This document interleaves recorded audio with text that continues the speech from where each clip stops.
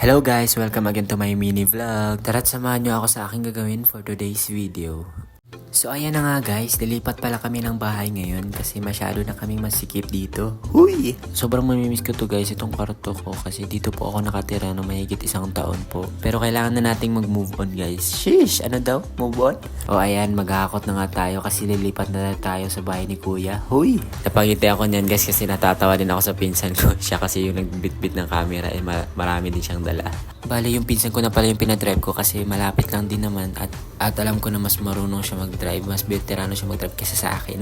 Shoutout po pala kay Archie na nagpahiram sa kanyang motor. Maraming salamat, peace. Malaking tulong po ito kasi nga po wala pa tayong motor. Dito na nga tayo, pasensya na guys, ganyan po talaga itsura ko pagkakagising ko lang tas hindi pa naligo. Tagal naman ma-open ito, papasukin nyo na kami kuya. Huy, sheesh.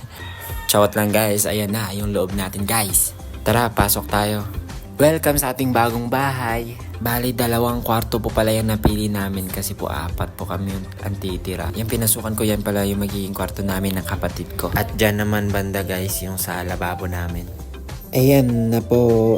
Ayan na po yung magiging bagong bahay natin. Dito na po tayo magti-tiktok. Dito na po tayo magbablog. Fast forward, nakalipat na kami. Ayan ay kakabitan namin ng sampayan kasi marami kaming mga nilaban na hindi pa tuyo. Nagukas-hukas pa muna pag lawas. Masuko di ay, shish. This is the good magbalin-balin guys. Isa na guys, kay duwara kabag akong gihakot no. Bali pang tulo na dahil nga balay guys nga akong nabalhin na diri. Ug mang hinaot ko nga diri na jud ta magdugay may diri kay dagan bitaw mi. Ayan na guys, tapos na po kami. Ayan, kakain na sana kami. Kaso magbibideo muna ako para sa vlog. Ayan, papasilip ko sa inyo yung kwarto.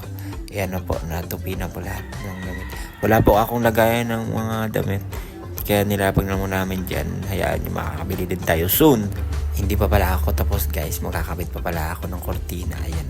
Uy, ba't naman ang seryoso? Magpakit ka muna, pakit. Eh. At may kunting pasilip tayo dito guys sa may lababo namin. Ayan ginawa ng pinsan ko. Tingnan nyo guys, ang cute naman. New Year yan.